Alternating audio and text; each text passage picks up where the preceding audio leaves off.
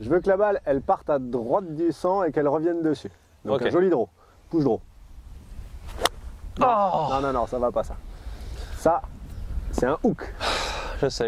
Olé. Salut les wargolfeurs, donc de nouveau au golf de Margaux en compagnie de Flo. Aujourd'hui dans cette vidéo spéciale hook, on va s'occuper de ces fameuses balles qui s'échappent tant à gauche. Ouais.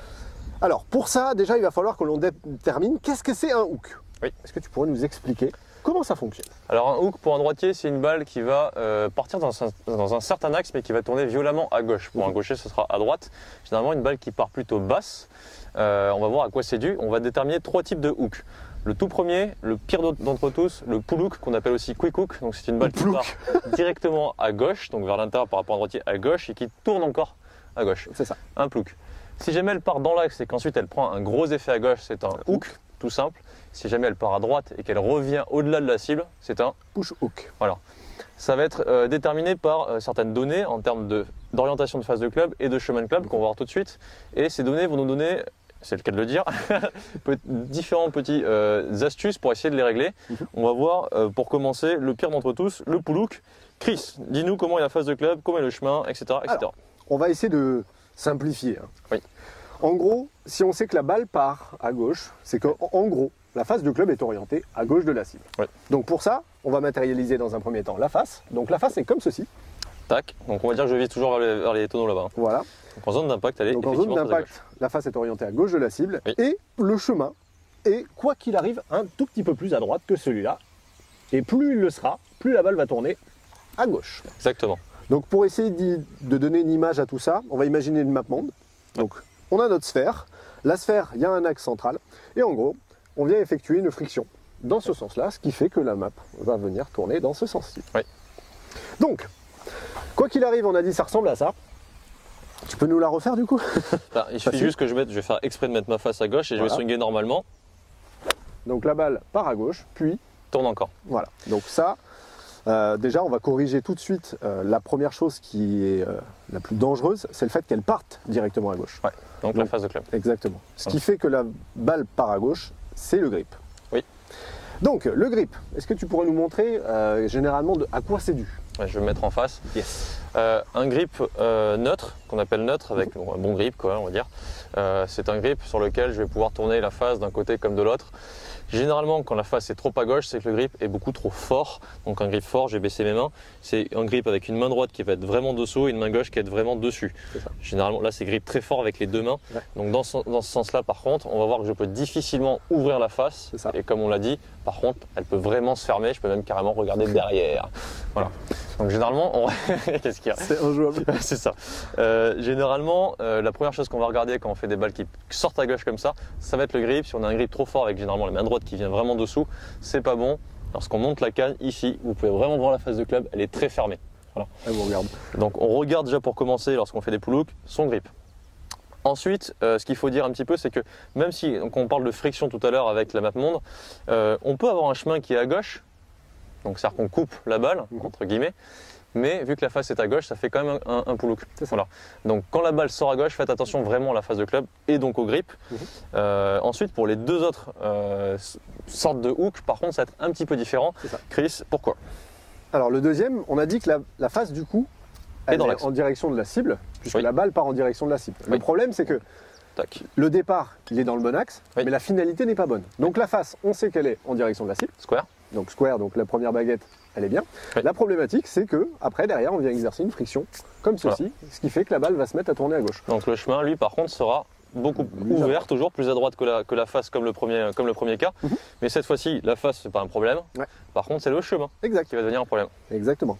Donc déjà, ça peut partir d'une intention. Ouais, ça peut. La plupart du temps, ceux qui font ce genre de trajectoire, c'est ceux qui refusent d'aller à gauche. Donc il y a un refus. En même temps, je veux pas que la balle elle aille là-bas, donc je vais tout faire pour pas que le club aille là-bas. Donc généralement, ce sont des personnes qui vont chercher à ne pas envoyer donc la balle à gauche. Et donc qu'est-ce qu'ils vont nous faire? Ils vont envoyer le club vers la droite. Et ça va ressembler à ça. En gros, ils vont la swinger. J'envoie le club derrière moi, je l'envoie là-bas, sauf qu'en faisant ça, on brosse. C'est-à-dire qu'en fait, Chris, si je comprends bien, c'est souvent un problème d'intention, quasiment tout le temps dans le golf. La peur d'aller à gauche fait qu'on envoie à droite le club et qu'on finit à gauche. C'est-à-dire qu'il faut essayer d'aller dans le sens inverse. Si on essaye de se rapprocher de la dernière trajectoire, qui est le push hook, donc là la balle part à droite, c'est-à-dire que la face forcément va être à droite, et le chemin lui va rester à droite encore, même encore plus si c'est un push hook. Donc là c'est un petit peu le même souci d'intention en fait, toujours le même problème de me dire je ne veux pas aller à gauche, donc du coup je vais à droite et la balle tourne. Je peux essayer pour vous montrer si vous voulez. Donc je vais faire vraiment un swing qui va partir de derrière comme l'a dit Chris. Généralement quand on parle de derrière forcément ça aide à aller vers l'avant. Voilà. Et je vais essayer donc de faire tout mon possible pour aller du côté droit. Voilà, la balle est partie légèrement à droite, voire dans l'axe, et ensuite elle continue à tourner. Et pourtant j'ai tout fait pour aller là-bas. C'est dû au fait que la balle c'est une sphère, tout simplement. Trop de friction, tue la friction.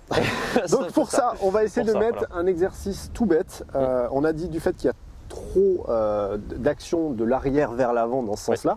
On va essayer de neutraliser un petit peu le tout. Donc si je dois imaginer quelque chose, en gros, la finalité elle serait par là. La montée serait par là. Donc ce qu'on va essayer de faire, c'est de faire en sorte que l'axe soit moins en biais. On va juste donc essayer de faire en sorte que le départ soit plus en ligne. Donc en termes d'image, on pourrait imaginer un parapluie posé au sol et on essaie de rester sur l'axe du parapluie, donc quelque chose d'assez droit finalement, pour essayer de l'envoyer un peu plus droit. C'est-à-dire qu'on va essayer de décaler ce swing qui était un peu en biais dans ce sens-là et qui a emmené le club trop à droite vers un plan un peu plus dans l'axe tout simplement, dès le départ, en essayant d'amener le club dès le départ en face de soi, avec des mains qui restent plutôt en face plutôt que derrière qu'on perd de vue. Et dans l'idée ensuite, dans la traversée, rester beaucoup plus dans l'axe plutôt que d'accompagner à droite, même si c'était plus une conséquence du coup de la montée. Donc ici et dans l'axe. Pour le coup, je fais du slice maintenant. Logique, j'ai exagéré. Chris, un petit truc à rajouter aussi par rapport, parce que là on parle de swing de bons joueurs généralement, les joueurs qui font du hook c'est des joueurs généralement qui jouent bien au golf d'une manière générale, qui ont de la vitesse etc. Donc au-delà de cette intention, souvent ce qui se passe, c'est mon cas, ça peut être un petit peu ton cas aussi dans un style différent parce qu'on est des joueurs de hook, ça tombe bien. Moi je sais que j'ai tendance à rester un peu bloqué derrière, voilà. Ce qui amène ce chemin, c'est-à-dire que quand je swing, je suis ici et je reste un petit peu derrière, donc je bascule et là du coup qu'est-ce qui se passe? J'arrive vraiment en brossant la balle comme si je voulais faire un coup droit lifté, donc ça referme la face et là généralement voilà. Donc dans l'idée c'est essayer d'être vraiment face à la balle, rester fier devant la balle et puis dans cette question d'intention on va essayer même de faire carrément l'inverse, pour ne pas aller à droite on va essayer d'aller à gauche. Donc dans l'idée c'est essayer de faire du fade pour ne pas faire trop de hook. On va essayer de faire des petits draws, ce qui n'est pas trop mal. Dans tous les cas, dites-vous bien qu'à partir du moment où vous touchez la balle, elle va forcément tourner dans un sens. Mais après, essayez de faire en sorte que ce soit le plus neutre possible pour éviter justement ça. Et quelquefois, en allant tendre dans l'autre sens, on arrive à trouver le juste milieu. C'est ça. C'est-à-dire qu'on n'essaye pas de faire une balle droite, mais on tend vers la balle droite pour juste garder son effet et essayer de le réduire un petit peu. Et si on passe dans l'autre sens, ça peut être bénéf aussi. Parce que finalement, elle part à gauche, elle revient à droite. Enfin voilà, ça peut être dernière petite astuce sur le finish, à la limite, et après on se termine sur ça. Ouais. Alors ça, c'est un truc que l'on voit trop souvent et malheureusement, les golfeurs amateurs se passent le mot. Il faut surtout pas faire ça. Très souvent, j'entends. Alors chez mon ami, là, il m'a parlé d'essayer de recouvrir avec la main droite comme ceci. Sauf que ça n'existe pas dans un swing de golf d'une manière générale. Pour la bonne et simple raison qu'on essaie de lutter, tout le monde essaie de lutter de façon à dire moi je veux que la balle elle parte droite. Mais pour qu'elle parte droite, il faut qu'elle parte en ligne déjà. Pour ça, il nous faut impérativement une phase de club totalement square au moment de l'impact. La problématique, c'est que lorsqu'on essaie de faire rouler les mains, donc c'est-à-dire cette notion de rouler, ici, voilà, où là il y a la face qui s'ouvre, la face qui se referme, ça devient limite injouable. Dans le sens où la face elle fait. Là, elle est orientée à droite, là, elle est toujours à droite, là, elle est quelque part vers le milieu et ensuite à gauche. Donc en faisant ça, finalement, arriver à retrouver quelque chose de square dans le swing de golf, c'est limite impossible. C'est pas impossible, mais c'est beaucoup trop aléatoire pour être régulier. Voilà. Donc nous, ce qu'on va essayer de faire, justement, c'est plutôt d'essayer de jouer sur le chemin et d'éviter de jouer sur les départs de balles. Parce qu'une balle qui part à droite, qui part à gauche, ça devient injouable. C'est-à-dire que le geste en fait le follow through, donc le fait de relâcher, le relâchement de la tête de club, il se fait naturellement. Si votre canne est bien placée, logiquement le poids de la tête de club de la pointe ici, et il se met à pleuvoir, va venir naturellement se refermer. Si vous le faites volontairement, tout ce qui risque de se passer, c'est un pull hook. C'est ça. Et j'essaie de me dépêcher parce qu'il pleut.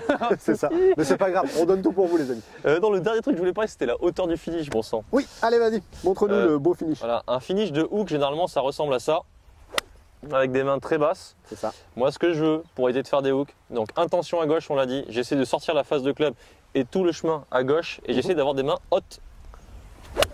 Voilà. Voilà. Là, aucune chance de faire un hook. C'est bon Chris, on fait la petite conclusion vite fait. On espère que ça vous a plu. On a fait aussi une vidéo sur le slice, si vous ne l'avez pas vu, vous pouvez aller regarder. Dites-nous en commentaire ce que vous en avez pensé, si vous avez bien aimé. Je te laisse dire à la fin puisque là j'en peux plus. Et juste avant, allez voir la vidéo sur les recommandations d'apprentissage. Ouais, n'oubliez pas que tout ça, encore une fois, ce sont des changements qui peuvent être des fois un peu drastiques. Donc l'idée c'est d'aller travailler d'abord dans quelque chose de lent. Et pour ça on a fait une vidéo spéciale, on va vous mettre le lien juste ici. N'hésitez pas à aller la voir. Si ça vous a plu, likez la vidéo, partagez-la. Abonnez-vous. La petite cloche. C'est ça. Fais vite, vite, vite parce qu'il pleut. Allez, ciao.